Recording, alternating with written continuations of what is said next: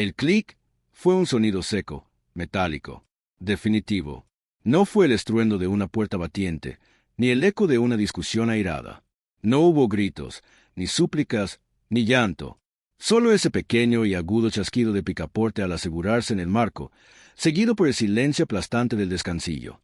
Para Rosa, de 68 años, ese sonido fue más violento que cualquier golpe. Se quedó inmóvil por un segundo, con la espalda vuelta hacia la madera barnizada que, hasta hacía un minuto, había sido la puerta de su hogar. En cada mano sostenía una maleta. Eran viejas, de una lona endurecida por los años, con las costuras blanqueadas por el esfuerzo y las esquinas gastadas hasta la trama. No tenían ruedas. Las asas de plástico duro se clavaban en las palmas de sus manos, pero Rosa apenas sentía el dolor físico. El albergue de San Lorenzo olía a sopa hervida, desinfectante y una tristeza vieja, impregnada en las paredes. Estaba en una calle angosta, de adoquines gastados, lejos de las avenidas principales. Rosa empujó la puerta de hierro forjado, que chirrió lúgubremente. Un vestíbulo escasamente iluminado la recibió. A la izquierda, una mujer mayor con el cabello ralo y una bata gastada sorbía té en una mesa plegable, sin levantar la vista. «Vengo por una cama», dijo Rosa, su voz sonando extrañamente firme en el silencio del lugar. La encargada, una mujer robusta con ojos cansados, la miró por encima de unas gafas caídas sobre la nariz. Evaluó las dos maletas de lona, el abrigo decente pero gastado de Rosa, y su rostro marcado por el llanto reciente. Asintió con lentitud. «Registro», dijo, empujando un libro de contabilidad raído sobre el mostrador. Rosa firmó con su nombre. Le asignaron la cama número 14, en el dormitorio común del fondo. Cargó sus maletas una vez más, esta vez por un pasillo largo y frío. El dormitorio era un salón vasto, con techos altos de los que colgaban bombillas desnudas. Hileras de catres de hierro, pintados de un verde militar desconchado, llenaban el espacio. La mayoría estaban ocupados. Algunas mujeres dormían, otras tosían secamente, y unas pocas la observaron pasar con una curiosidad apática. Eran los rostros del descarte. Mujeres que habían criado hijos, cuidado maridos, limpiado casas, y que ahora solo tenían ese catre de hierro. Encontró la cama 14, en el rincón más lejano, junto a una ventana que no cerraba bien y dejaba colar una corriente de aire helado. Dejó sus maletas a los pies del catre, como dos anclas. No deshizo el equipaje. Esa noche, en la cena, se sentó en el comedor comunal. Le sirvieron un estofado acuoso con 2 trozos de pan duro. A su lado, una mujer muy delgada, con las mejillas hundidas y una sonrisa que revelaba la ausencia total de dientes, intentaba desmigajar el pan en la sopa. «Está duro el pan hoy», murmuró la mujer, más para sí misma que para Rosa. Rosa la miró. Vio sus manos, deformadas por la misma artritis que sufría ella. Sin decir palabra, Rosa tomó su propio pan, lo partió en trozos pequeños y los empujó suavemente hacia el plato de la mujer. La mujer levantó la vista, sorprendida. Sus ojos, antes opacos, brillaron con una chispa de humanidad. Asintió en agradecimiento. Comieron en silencio. Más tarde, antes de dormir, Rosa escuchó sus historias. La de la mujer sin dientes, echada por sus sobrinos cuando vendieron el apartamento. La de otra, abandonada en el hospital por sus hijos tras una operación de cadera. Historias de invisibilidad, de ser una carga. Rosa escuchaba, y en sus historias oía el eco de la voz de Clara. «No podemos seguir manteniéndote». Allí, en ese rincón olvidado, rodeada de las descartadas, Rosa volvió a sentirse vista. No era la madre de Clara, ni la limpiadora. Era Rosa, y por primera vez en muchos años, supo exactamente lo que tenía que hacer. El dinero en el banco dejó de ser un secreto o una seguridad personal. Se convirtió en una herramienta, en un arma. A la mañana siguiente, se levantó antes del amanecer. El aire del dormitorio era viciado y pesado. Rosa recogió sus maletas, que ahora se sentían ligeras. No pertenecía allí. Su lugar aún no existía, pero iba a construirlo. Caminó por la ciudad. No tomó un taxi ni un autobús. Caminó, arrastrando sus maletas, barrio tras barrio. Dejó atrás el centro bullicioso y se adentró en las zonas industriales abandonadas, cerca de las vías del tren que habían cimentado su inesperada fortuna. Y entonces la vio. Era una vieja casona de principios de siglo, oculta entre árboles crecidos y una maleza que le llegaba a la cintura. Alguna vez debió ser hermosa. Ahora era un esqueleto. Las ventanas eran cuencas vacías, con los vidrios rotos como dientes mellados. El techo estaba parcialmente vencido en un ala, y un grafiti descolorido manchaba la fachada de estuco. Un cartel de se vende colgaba torcido de la verja oxidada. Rosa se detuvo. Dejó las maletas en la acera y se acercó, empujando la verja que cedió con un gemido metálico. Cruzó el jardín muerto. La maleza se aferraba a su abrigo. Se asomó por una de las ventanas rotas. Dentro, solo había oscuridad, escombros y el olor a humedad y podredumbre. Era perfecta. Ese mismo día, usando un teléfono público de una gasolinera, contactó a la agencia inmobiliaria. Se presentó como la representante de un grupo inversor. Negoció el precio con una dureza que sorprendió a la gente. Compró la propiedad en efectivo, a través de una transferencia bancaria que la dejó casi temblando por la magnitud de la cifra. Nadie supo que era ella. Una semana después, se firmaron los papeles. La propietaria legal no era Rosa, la anciana de las dos maletas. La propietaria era una entidad recién creada, Fundación Sol de Esperanza S.A. Un nombre sin rostro, sin historia. Exactamente lo que Rosa quería.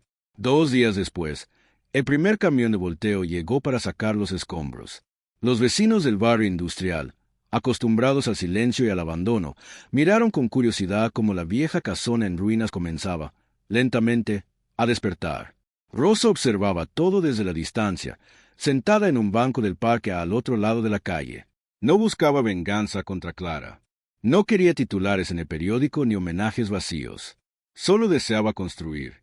Deseaba levantar un lugar donde el clic de una puerta cerrándose nunca fuera el sonido final. Un lugar donde nadie, absolutamente nadie, fuera desechado por envejecer, por enfermar o, simplemente, por dejar de ser útil. El sol de esperanza apenas comenzaba a despuntar. El peso que la oprimía no estaba en sus brazos, sino instalado en su pecho, frío y denso. Unos segundos antes, su hija Clara estaba de pie en ese mismo umbral. No la miraba a los ojos. Su vista estaba fija en algún punto sobre el hombro de Rosa, en la pared desvaída del pasillo.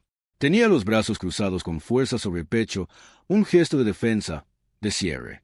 «Mamá, ya lo hablamos», había dicho Clara. Su voz era baja, casi un murmullo, desprovista de emoción. Monótona.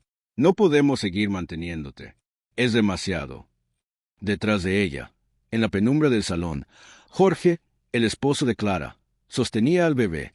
El pequeño gorjeaba ajeno a todo, y Jorge le daba suaves golpecitos en la espalda, como si estuviera presenciando una escena cotidiana, como si su suegra no estuviera siendo arrojada a la calle.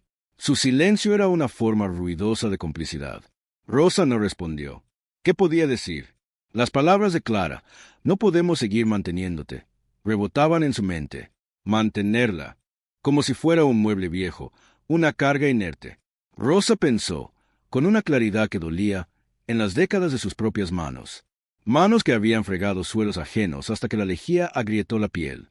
Manos que habían planchado montañas de ropa hasta la madrugada para que el uniforme escolar de Clara estuviera impecable.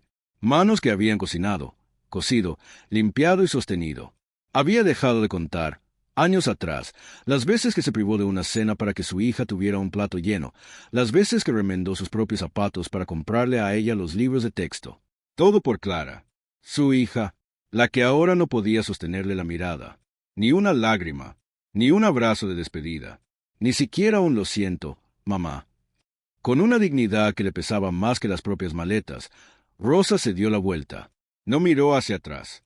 Sabía que si lo hacía, si veía por última vez el perchero donde aún colgaba su vieja chaqueta de lluvia o el rostro tenso de su hija, se derrumbaría, y no les daría esa satisfacción. Avanzó con pasos cortos, arrastrando levemente los pies. El pasillo del edificio olía a desinfectante barato y a la coliflor hervida del vecino del segundo. Cada paso era un esfuerzo consciente. El peso en sus brazos era real, llevaba lo puesto y un amasijo de ropa vieja y recuerdos, pero el peso en su alma la anclaba al suelo.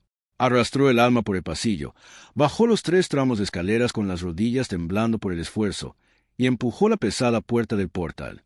El aire de la tarde la golpeó. Era fresco, con un filo que anunciaba el otoño. La calle estaba ruidosa, el tráfico de las 5, los gritos de unos niños jugando en la acera de enfrente. Todo parecía obscenamente normal. Caminó sin rumbo fijo, solo con la necesidad de alejarse de esa puerta, de ese edificio. Al llegar a la esquina, fuera de la vista de las ventanas del apartamento, se detuvo, soltó las maletas. Cayeron al suelo de cemento con un golpe sordo. Rosa se apoyó contra la pared de ladrillo, áspera contra su espalda. Soltó el aire que no sabía que estaba conteniendo, un jadeo que se convirtió en un sollozo. Y entonces sí, rompió en llanto. No fue un llanto ruidoso. Fue un llanto callado, desesperado, ahogado en la garganta. Se llevó las manos al rostro, unas manos artríticas y marcadas por el trabajo, y tembló de pies a cabeza. Lloraba como quien no llora solo por tristeza, sino por una pérdida mucho más profunda, el olvido. Lloraba por la certeza de que décadas de sacrificio habían sido borradas por una palabra. Demasiado. Nadie la veía. Los transeúntes pasaban a su lado, esquivando sus maletas, absortos en sus propios mundos. Era invisible. Y por eso, por fin, pudo llorar. Lo que Clara no sabía, lo que Jorge ignoraba, lo que nadie en esa calle ruidosa podía adivinar, era que Rosa no era indigente. Clara creía que la echaba porque había perdido su trabajo de limpiadora. Pero Rosa no lo había perdido. Se había jubilado por voluntad propia. El reumatismo en sus manos había llegado a un punto en que doblar una sábana se sentía como si sus huesos fueran a astillarse. Su jefe, un hombre decente, le había ofrecido seguir pagándole en efectivo por tareas más livianas, pero Rosa prefirió irse con la espalda recta. Y había algo más. Mientras sus lágrimas mojaban el dorso de sus manos, sus dedos rozaron el bolso de tela que llevaba cruzado. Dentro, escondida entre un pañuelo bordado, una libreta vieja y un monedero casi vacío, había una tarjeta bancaria. Era de un banco privado, uno de que Clara nunca había oído hablar. La cuenta estaba a su nombre desde hacía 23 años. Fue cuando heredó de una tía lejana un terreno seco, polvoriento y olvidado en las afueras de la ciudad. Todos en la familia le dijeron que no valía nada. Véndelo por lo que te den, le aconsejaron. No tenía agua, ni luz, ni acceso decente. Pero Rosa no lo vendió. Con un esfuerzo terco, incomprensible para los demás, pagó los impuestos cada año, incluso el año en que tuvo que empeñar su anillo de bodas para cubrirlos. 2 meses antes de que la puerta se cerrara con ese clic definitivo, un ingeniero trajeado había aparecido en su antigua oficina de limpieza, preguntando por ella. Buscaban precisamente ese terreno inútil. Resultó que estaba justo en medio del trazado de una futura línea ferroviaria de alta velocidad. Le hicieron una oferta que le quitó el aliento. Rosa, con la sabiduría que dan los años de necesidad, solo hizo una pregunta. ¿Puede mantenerse esto en la más estricta privacidad? 3 semanas después, $1.7 millones fueron depositados en una cuenta de inversión silenciosa, manejada por una fundación discreta. Rosa se secó las lágrimas con la manga de su chaqueta. Miró sus maletas. El llanto había limpiado su desesperación, dejando en su lugar una calma fría, una resolución dura como el acero. No dijo nada, ni a Clara ni a Jorge. No por malicia, sino por una necesidad repentina de saber que valía ella realmente cuando no tenía nada que ofrecer, salvo su compañía. Ahora tenía la respuesta. Recogió sus maletas. El peso parecía menor. Respiró hondo el aire frío de la tarde y comenzó a caminar de nuevo. Esa noche, Rosa no fue a un hotel de lujo. Se dirigió, con paso firme, al barrio de San Lorenzo, a un albergue para mujeres mayores. No porque lo necesitara, sino porque allí, entre las camas de hierro, las mantas ásperas y las miradas perdidas, estaban las otras, las que, como ella, también habían sido descartadas por sus familias. Y Rosa, por primera vez en su vida, no se sentía sola.